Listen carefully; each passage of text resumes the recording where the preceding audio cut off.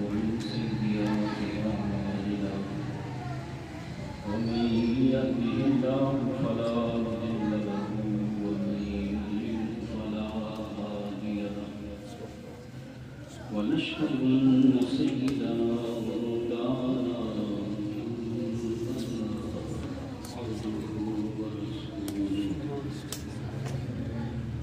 أعوذ بالله من الشيطان الرجيم بسم الله الرحمن الرحيم والعاديات ضبحا فالموريات قدحا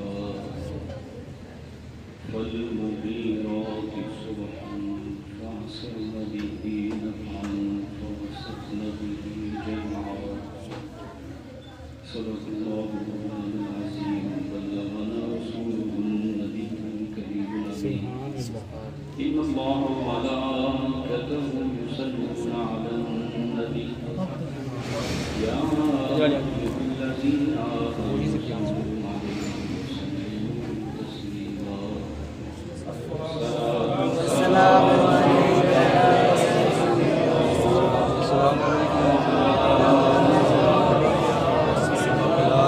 وصحابك يا حبيب الله الصلاة والسلام عليك يا سيدي يا رسول الله وعليك وصحابك يا حبيب الله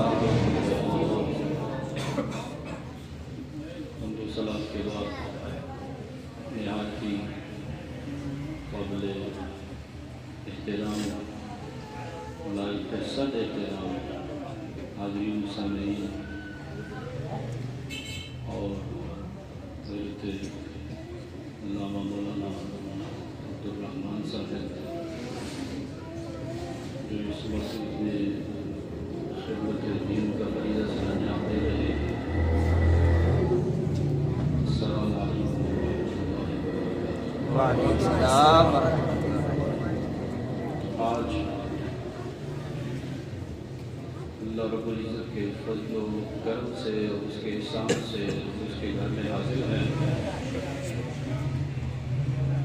اور تقریباً سبھی نے اس کی بارگاہ میں نیاز مندی سے سجدہ ادا کیا ہے اور پھر اس کے پاک بندے کی محفل سجا کے بیٹھے سبحان اللہ تو یوں سمجھ لیجئے کہ آئے نہیں ہیں بلکہ بلائے گئے ہیں۔ سبحان اللہ حضور کہتے ہیں مصطفیٰ کا ذکر کریں تو رب خوش ہوتا ہے۔ کسی کہہ لیں کاریگر کی اس کا ہنر سامنے آئے، جو شے اس نے بنائی وہ بندہ اس کی تعریف کرے تو خوش ہوتا ہے کہ اس نے میرے فن کو داد دی ہے۔ تو جب مصطفیٰ کو بنایا رب نے ہے اور امتی تعریف کرتا ہے، رب نے مصطفیٰ جیسا بنایا ہی کوئی نہیں، جیسا حسن اللہ نے مصطفیٰ کو دیا ہے ویسا کسی کو دیا ہی نہیں ہے۔ حضور تو اندھیری رات میں باہر نکل آئے، حضرت جابر ایک نظر 14ویں رات کے چاند کو دیکھتے ہیں، ایک مصطفیٰ کے چہرے کو دیکھتے ہیں۔ جابر کیا دیکھتے ہو؟ دیکھ رہا ہوں چاند سونا ہے یا مصطفیٰ زیادہ سونے ہیں؟ جابر پھر کیا نتیجہ نکالا ہے؟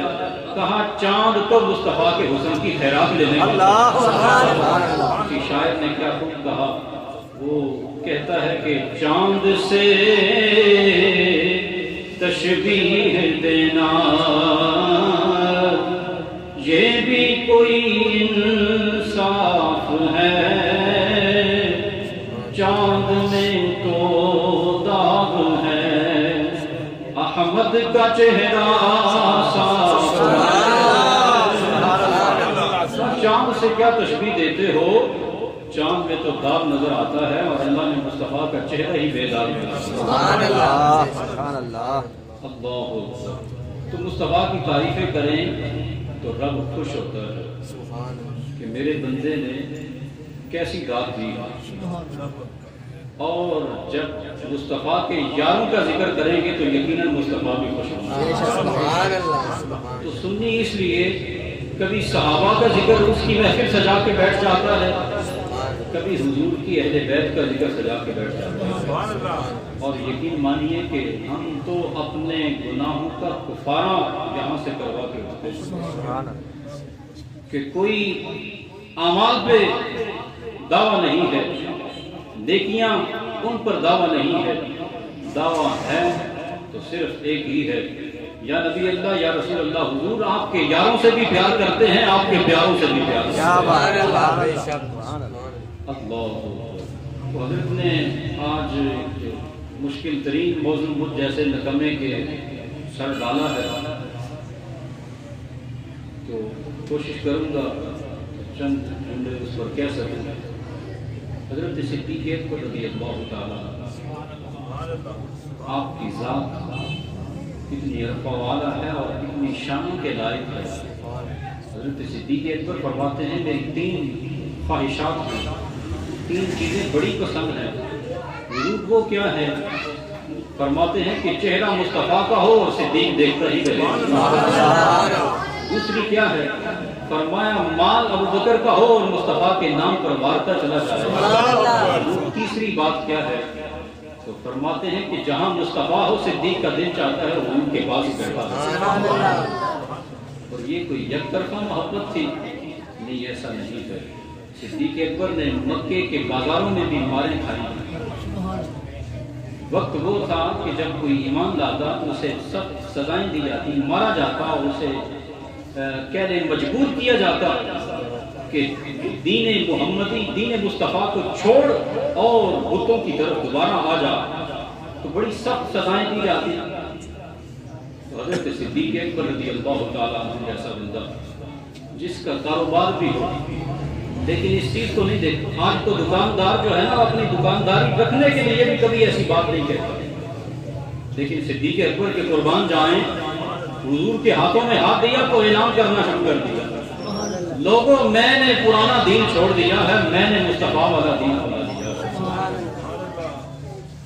اور پھر کیا تھا؟ حضرت صدیق اکبر کو اطلاع ملی کہ حضور کا گھیراؤ کیا ہے کافروں نے حرم کعبہ میں، آپ دوڑے اور انہیں ہٹاتے جاتے، دھکے مارتے اور کہتے ظالموں اس کو مار رہے ہو جو کہتا ہے میرا رب اللہ ہے، میرے حبیب کو ستا رہے ہو، انہیں ستا رہے ہو جو کہتے ہیں کہ میرا رب اللہ ہے۔ انہوں نے حضور کو چھوڑا، حضرت صدیق اکبر کو اتنا مارا، اس قدر مارا کہ آپ پر بے ہوشی کا ہی ہو گیا اور سر انور پر اتنی سخت چوٹیں آئیں۔ آپ کی صاحبزادی حضرت اسماء کہتی ہیں کہ جب میرے ابا جان کو لایا گیا اور آپ کو ہوش نہیں تھا تو کہتی ہیں کہ آپ کے سر پر ہاتھ پھینکتے تو آپ کے بال ہاتھوں میں آتے۔ تو حضور کے لیے اتنی قربانیاں دی، اور جب ہوش آیا قبیلہ سارا بیٹھا ہے حال پوچھنے کے لیے، اگر ابو بکر کو ہوش نہ آیا تو ہم بدلہ دیں گے اس کا۔ ہوش آتی ہے تو سب سے پہلی بات جو زبان سے ادا ہوتی ہے وہ کیا ہوتی ہے؟ بتاؤ نا مصطفیٰ کا کیا حال ہے۔ ابو بکر کوئی پانی کا گھونٹ تو حلق سے نیچے اتارو، کوئی ایک نوالا تو روٹی کا حلق سے نیچے اتارو، اور تو عجیب ہے کہ بات کرتا ہے کہ جن کے پیچھے لگ کے اتنی مار پڑی ہے اب ہوش آتا ہے تو پھر مصطفیٰ کا نام لیتا ہے۔ اللہ اکبر۔ تو عزیزان گرامی، کیا یہ محبت یک طرفہ تھی؟ یہ یک طرفہ نہیں تھی۔ حضرت انس بن مالک رضی اللہ تعالیٰ عنہ چھوٹی سی عمر تھی تو حضور کی خادم بن گئے۔ تو حضرت انس کہتے ہیں کہ ایک دن سرکار نے ظہر سے پہلے ارشاد فرمایا، کچھ لوگ ایسے ہوتے ہیں کہ پاس بیٹھے تو دل چاہتا ہے بیٹھے رہیں، طبیعت سیر نہیں ہوتی، دل چاہتا ہے کہ اور محبت کی باتیں ہوں اور ان کے ساتھ انہیں دیکھیں تو قرار آ جاتا ہے، اور کچھ ایسے بھی ہوتے ہیں پاس بیٹھے تو دل چاہتا ہے کہ بس جلدی اٹھ جائیں۔ تو میرے آقا نے ارشاد فرمایا کسی وقت آیا کرو، اس سے محبت بڑھتی ہے۔ حضرت صدیق اکبر نے بھی سنا، اٹھے چلے گئے۔ ظہر کا وقت ہوا، نماز پڑھی پھر نکل گئی، عصر کا وقت ہوا، نماز پڑھی پھر نکل گئے، مغرب ہوئی، نماز پڑھی پھر نکل گئے، اور پتہ دوسری طرف کیا تھا؟ حضور ہر نماز کے بعد پوچھے ابو بکر نہیں آیا؟ حضرت انس کہتے ہیں کہ جب تیسری مرتبہ حضور نے ارشاد فرمایا تو مجھے محسوس ہوا اور میں دوڑا گیا اور دروازہ کٹکھٹایا، جناب کیا کرتے ہیں؟ کہ حضور نے تیسری مرتبہ آپ کا پوچھا ہے۔ تو حضرت صدیق اکبر بھی یوں سمجھ لیں جیسے وہ بھی بڑے بے قرار تھے، دوڑے چلے آئے، حضور آپ نے مجھے یاد فرمایا۔ ہاں ابو بکر میں نے تجھے یاد کیا ہے، کیا ہوا ہے؟ آج آتے ہو پھر چلے جاتے ہو۔ حضور آپ نے ہی صبح ارشاد فرمایا تھا کسی وقت آیا کرو۔ تو سنے میرے مصطفیٰ نے کیا ارشاد فرمایا؟ فرمایا ابو بکر وہ تو دوسروں کے لیے کہا تھا، تیرے لیے تو نہیں کہا تھا۔ روایتوں میں آتا ہے کبھی حضور کسی بات پر دل آزردہ ہوتا، ابو بکر کو دیکھتے تو حضور کے چہرے پر مسکراہٹ آ جاتی۔ وہ جناب صدیق اکبر رضی اللہ تعالیٰ، آج ان کی یاد میں یہ ہم محفل سجائے بیٹھے ہیں۔ تو حضرت صدیق اکبر رضی اللہ تعالیٰ عنہ کی جہاں اور بڑی قربانیاں ہیں، وہاں ان کی حیات طیبہ میں ایک بڑا اہم کام یہ بھی نظر آتا ہے کہ حضور نے ظاہری پردہ فرمایا دنیا سے، اور بڑے بڑے فتنے اٹھے۔ کچھ لوگ اٹھے اور کہنے لگے ہم زکوٰۃ نہیں دیں گے، کچھ ایسے اٹھے جنہوں نے کہا نمازیں 5 پڑھیں گے، لیکن برائی کی اجازت دے دی، شراب کی اجازت دے دی، اسلام کی حدوں کو سر عام پامال کرنے کی اجازت دے دی۔ اور پھر کچھ ایسے بھی بدبخت اٹھے اور کہنے لگے کہ ہم بھی نبی ہیں۔ انہی میں ایک مسلمہ کذاب نامی شخص ہے۔ روایتوں میں آتا ہے کہ جب یہ حضور کے پاس آیا، قبیلہ بنو حنیفہ کا یہ شخص تھا، اور یہ بوڑھا آدمی بڑا مکار قسم کا تھا۔ عمر تو ڈل گئی تھی، لیکن مکاری میں، فریب میں، دھوکہ دہی میں اس کا کوئی ثانی نہیں تھا۔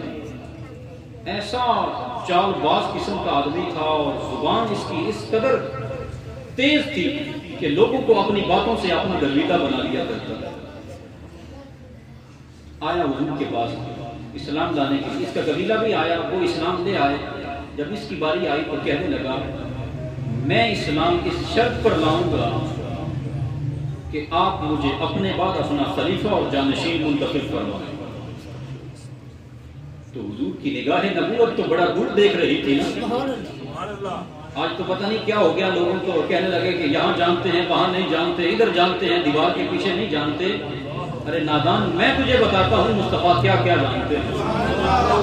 حضور کی نگاہ نبوت دیکھ رہی تھی۔ فرمایا تو خلافت کی بات کرتا ہے۔ اس وقت میرے آقا کے ہاتھ میں کھجور کی ایک شاخ تھی یا ٹہنی تھی، تو حضور نے اسے پکڑ کے فرمایا تو خلافت کی بات کرتا ہے، میں تو تجھے یہ شاخ بھی نہ دوں۔ اور ایک اور روایت میں آتا ہے میرے آقا نے خواب دیکھا کہ حضور کے ہاتھ مبارک پر 2 کنگن ہیں اور وہ بھاری محسوس ہو رہے ہیں۔ تو خواب میں اشارہ ہوا کہ انہیں پھونک ماری۔ حضور نے پھونک ماری تو وہ دونوں گر گئے۔ بعد میں فرمایا اس کی تعبیر یہ ہے 2 جھوٹے کذاب نبوت کا دعویٰ کریں گے، اور انہیں میں ایک یہ مسلمہ کذاب تھا، اس کا نام لیا میرے آقا نے، اور دوسرا اسود انسی کا آپ نے نام لیا۔ اللہ اکبر۔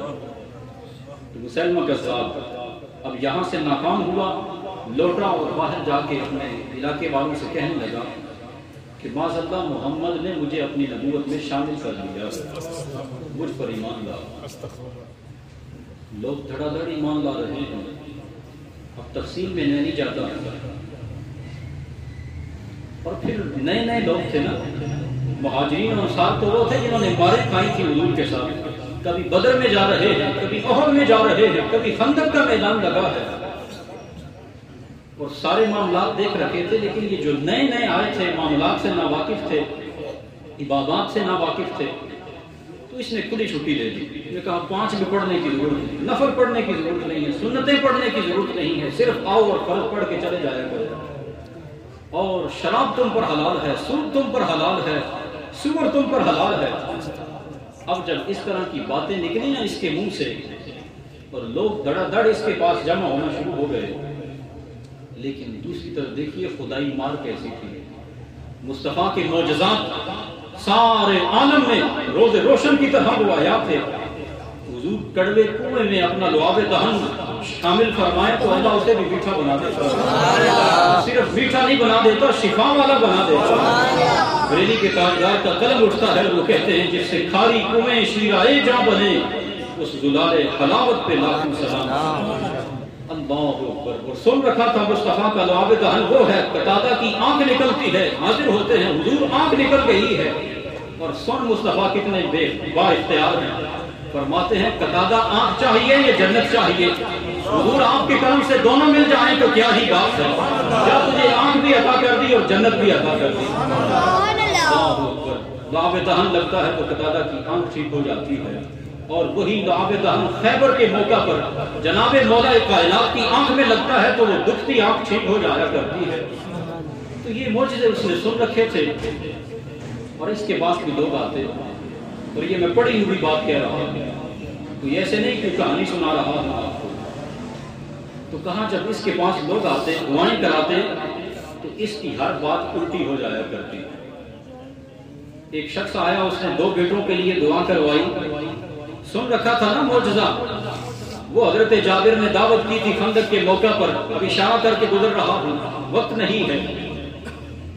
تو حضرت جابر کے بیٹوں نے دیکھا باپ نے بکری ذبح کی ہے، اور وہ بھی میں تجھے ذبح کرتا ہوں، دوسرے بھائی سے کہا، چھری رکھی اور چلا دی، خون کا فوارہ پھوٹا، دیکھا یہ تو جان سے چلا گیا، دوڑا کودا اور دیوار سے گرا، وہ بھی فوت ہو گیا۔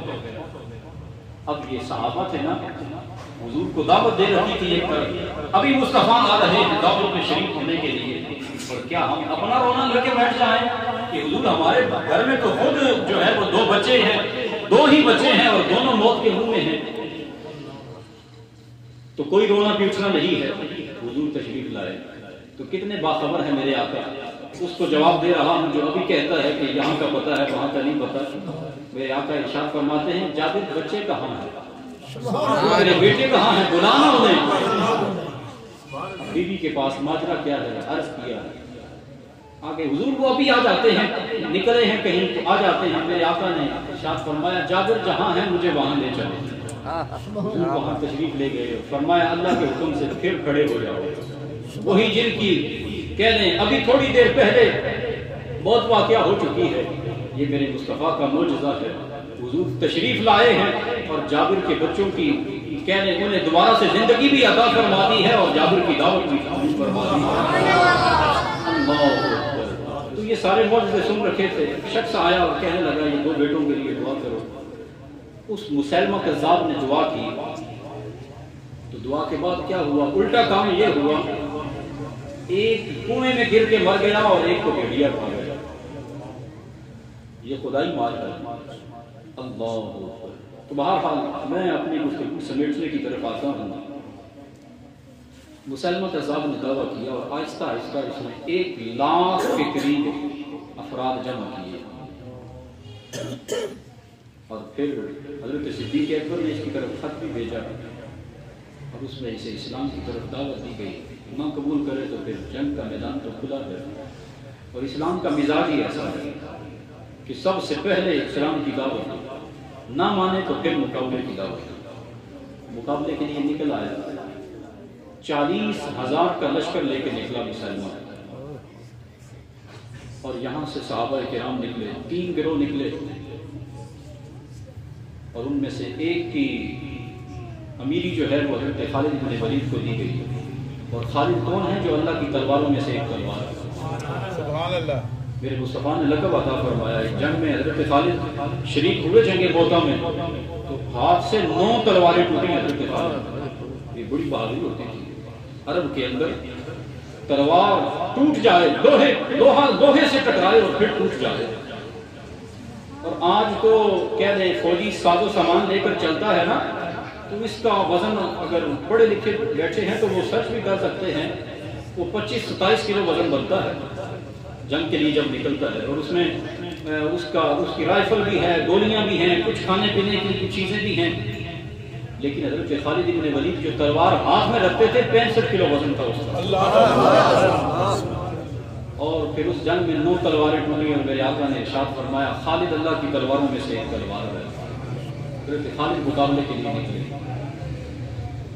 اور سخت مقابلہ ہوا، نعرہ تکبیر بلند ہوتا ہے، وہاں سے بھی نعرہ تکبیر بلند ہوتا ہے، یہاں سے بھی نعرہ تکبیر بلند ہوتا ہے، کئی دن فتح حاصل نہ ہوئی، اور پھر حضرت صدیق اکبر کو خط لکھا گیا، یہاں تو معاملہ ہی بڑا عجیب ہے، کوئی ایسی رائے آپ ارشاد فرمائیں تو دیکھیے حضرت صدیق اکبر نے کیسا پیارا رستہ نکالا. فرمایا جب وہ مقابلے کے لیے آئیں اپنی اور ان کی پہچان اس طرح کروانی ہے، جب وہ نعرہ تکبیر بلند کرے تو تم نے نعرہ رسالت بلند کر دینا، تم نے نعرہ بلند کر دینا ہے یا محمد یا منصور. اگر تو سامنے سے بول پڑا تو اپنا ہے، نہ بولا تو اس کا سر اتار دینا. نعرہ رسالت، نعرہ رسالت. اللہ اسی دن اللہ نے فتح عطا فرما دی. اور پتہ ہے اتنے صحابہ بدر سے لے کر آج کے دن تک جام شہادت نوش کر سکے جتنے اس جنگ یمامہ میں صحابہ نے جام شہادت نوش کیا. حضرت صدیق اکبر رضی اللہ تعالیٰ جب لشکر روانہ کر رہے ہیں صحابہ بار بار ابو بکر دیکھیے تو صحیح کتنے فتنے اٹھ چکے ہیں.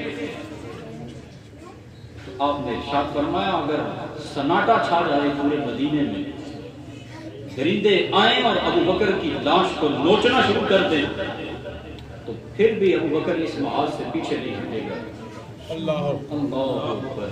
یہ حضرت صدیق اکبر کی استقامت تھی. یہ 1200 کے قریب صحابہ نے جام شہادت نوش کیا. پہلے یہ طے ہوا تھا کہ کوئی بدری صحابی کسی جنگ میں شریک نہ ہو. یہ وہ صحابہ ہیں جو جنہوں نے سب سے پہلے حضور کے ساتھ ایک جنگ میں شرکت کی ہے. اور کوئی حافظ قرآن صحابی کسی جنگ میں شریک نہ ہو. لیکن جب یہ معاملہ ہوا تو حضرت صدیق اکبر نے اعلان کر دیا بدری ہو یا غیر بدری ہو، حافظ ہو یا غیر حافظ ہو، جب مصطفیٰ کی عزت پر حرف آ گیا ہے تو پھر اپنی عزتیں بچا کر کیا لینا ہے. سبحان اللہ. اللہ عزیزان گرامی آج بھی ایک ماحول ایسا بنتا چلا جا رہا ہے وہ جی کسی کو کچھ نہیں کہنا، سارے ہی اچھے ہوتے ہیں. تو عزیزان گرامی سارے اچھے نہیں ہیں، اچھا وہ ہے جو مدینے والے کا ہو جائے.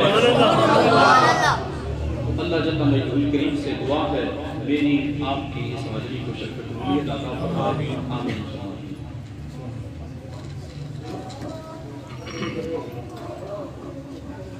اچھا ٹائم تو ہو گیا، بچے کے 2 شعر پڑھنے.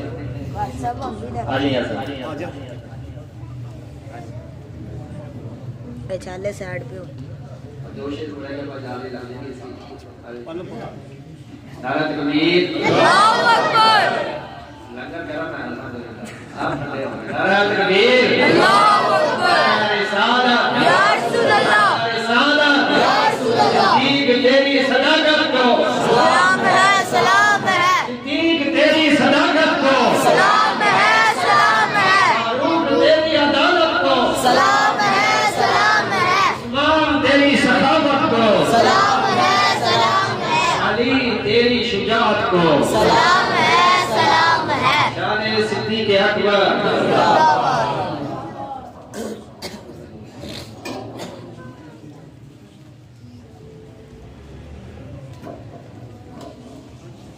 صلی اللہ علیہ رسول اللہ وسلم علیہ یا حبیب اللہ.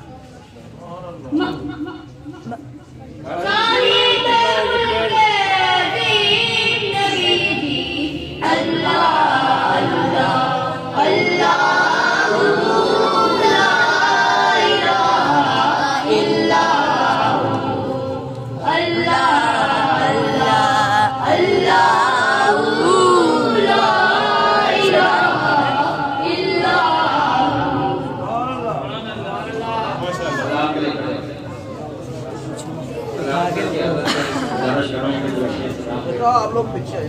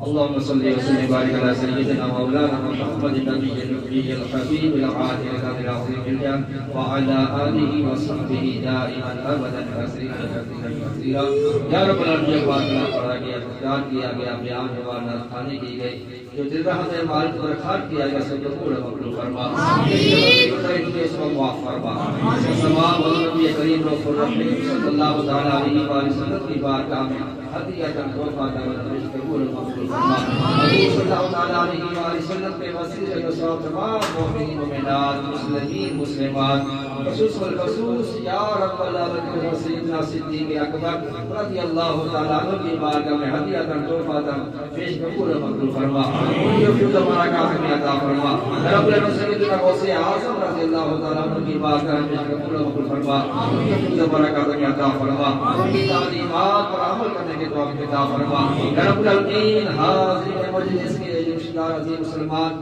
دنیا سے عرب یا سب کی بارگاہ میں ہدیہ تحفہ قبول مقبول فرما رب العالمین سید اللہ علیہ وسلم شہباز برادر فیض بن شکر سیدی اعلی حضرت رحمۃ کی بارگاہ میں قبول فرما جو برکات میں عطا فرما یا رب العالمین حضور نبی کریم صلی اللہ تعالی علیہ وسلم کرتے نبوت پر پہرا دینے کے توفیق عطا فرما یا رب العالمین ہمارے سینے نور مصطفی صلی اللہ تعالی وسلم سے قبول فرما یا رب العالمین ہمارے دلوں کی سیاہی کو دور فرما، ہمارے دلوں کی سختی کو دور فرما، ہمارے دلوں میں نرمی پیدا فرما۔ اے رب العالمین، حضور نبی کریم صلی اللہ تعالیٰ علیہ وسلم کے دعا بے دہن کا واسطہ ہمیں زمین آسمان آفات و بلیات سے محفوظ فرما۔ اے رب العالمین، ہم سب کرونا وائرس سے محفوظ فرما، مسلمان اس کا شکار ہو کر صحتیابی عطا فرما۔ اے رب العالمین، اس وائرس سے انتقال کرنے والے درجات عطا فرما۔ اے رب العالمین، ہمیں خاتمہ بالخیر نصیب فرما، ہماری جسمانی روحانی بے تقاضی ہمارا دور فرما۔ اے رب العالمین، بار بار بار امت خضرہ کے زیارت نصیب فرما، بار بار حج بیت اللہ نصیب فرما۔ یا رب العالمین، ہمارے وطن عزیز ملک پاکستان کی خیر فرما، پاکستان کا امر کے ہمارا بنا۔ یا رب العالمین، جو دوست احباب اس نام میں شرک کرتے ہیں، تعامل کرتے ہیں، زیارہ سب کے رزق میں برکت عطا فرما، سب کے ساتھ شیطان کے شر سے محفوظ فرما، حاسدین کے حسد سے محفوظ فرما۔ یا رب العالمین، حضور نبی کریم صلی اللہ تعالی علیہ وسلم کی آنکھوں کی ٹھنڈک نماز کی پابندی عطا فرما۔ یا رب العالمین، ہمیں مسجدوں کو آباد کرنے والا بنا۔ یا رب العالمین، جنہوں نے خصوصی قول کہا سب کی جہر جادو تمنوں کا پورا فرما۔ اللہم اعنا علی تلاوت القرآن و ذکرک و ذکر حبیبک و شکرک و حسن عبادتک رب اغفر وارحم وانت خیر الراحمین رب ارحمہما کما ربیانی صغیرا۔ للخمسة وتحوی بها حر الوباء الحاطمة المصطفى والمرتضى وبناؤها والفاطمة وصلى الله تعالى على خير خلقه سيدنا مولانا محمد وآله وصحبه أجمعين برحمتك يا أرحم الراحمين۔ تمام دوست احباب